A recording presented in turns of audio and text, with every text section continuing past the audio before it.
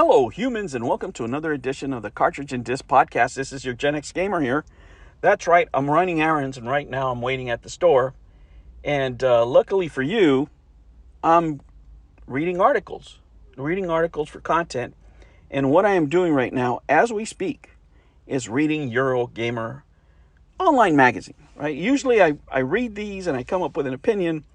But today I decided to do something different, and maybe just read the article along with you guys and give you my thoughts as I read, right? These things, just in order to give you guys more content, especially on my days off when I get a little bit busier doing all my honeydews.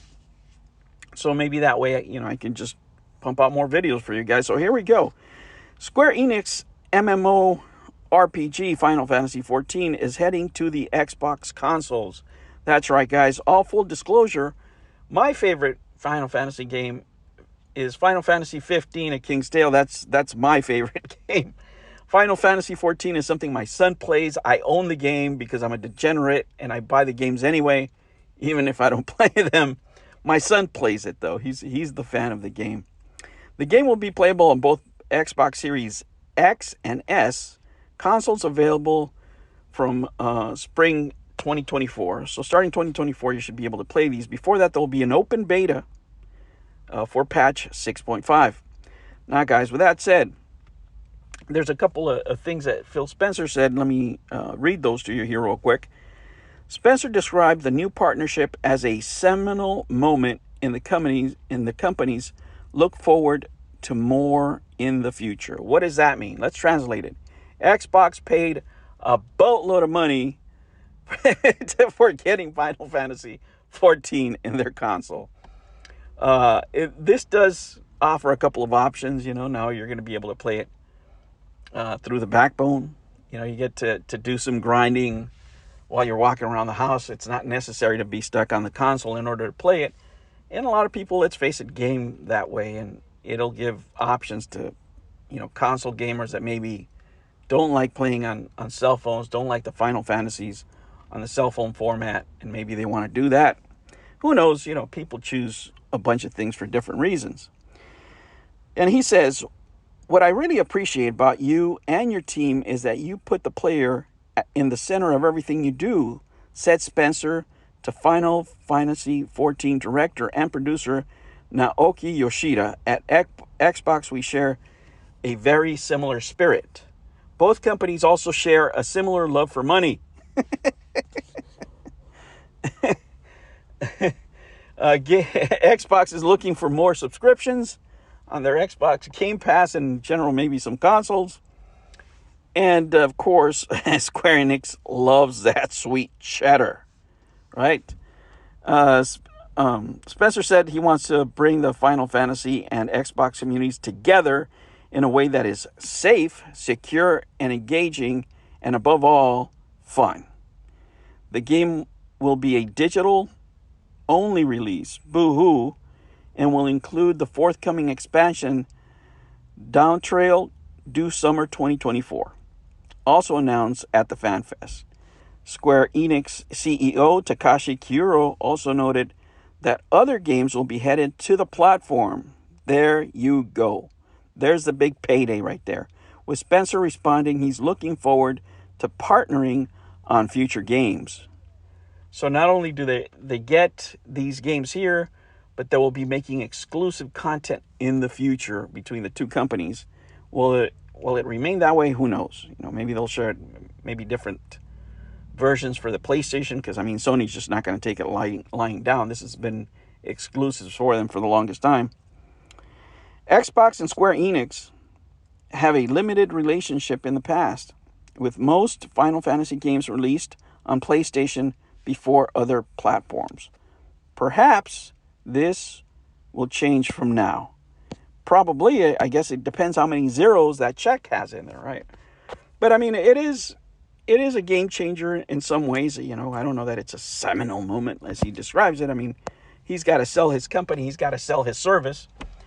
And, it's the last two generations. Xbox really lost, and everything after the Xbox really, really took a nosedive, as far as exclusive content. This can show you how very quickly you can ruin your reputation with gamers. You know, us gamers, we're really loyal. We are loyal to a fault. We will, if we appreciate a franchise, if we appreciate a video game company that we think is doing right by us, we will stick with them. If they deliver the content that we want in the way we want it released, man, there's no limits, right, to our loyalty when it comes to these type of things. And you see it with Square Enix, you see it with PlayStation, even though both of them have done some questionable things, some very questionable things in the past. Whatever you want to say, there is a brand loyalty there from a lot of fans, absolutely. And that's some of the stuff that Xbox completely is missing and has missed here in the past few years. And that's the reason why they're acquiring these studios. That's the reason why they're acquiring these licenses, these IPs, to put them in their service. Ultimately, it's not the consoles that they're after. We all know that.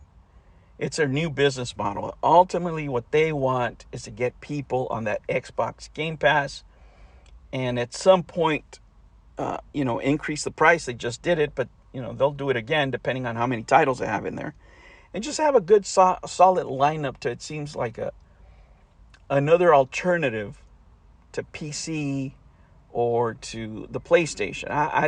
As they said, they've already lost this console generation. They don't have absolutely any hope of regaining it. And now with the sales figures that Sony just posted, as far as just hitting the 40 million mark, there is no way.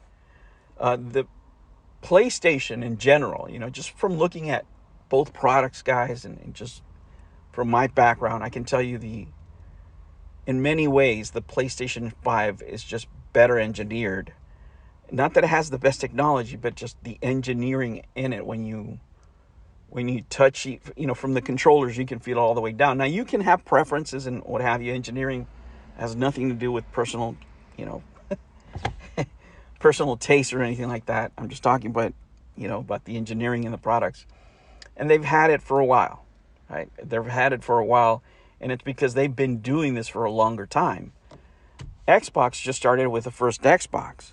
So they're still, in training wheels, and it's not that much difference, but there's differences enough, especially with a background in manufacturing that Sony has, that it really does make a difference when it comes to the engineering of these products, right? And you can feel it. But this is a real positive step.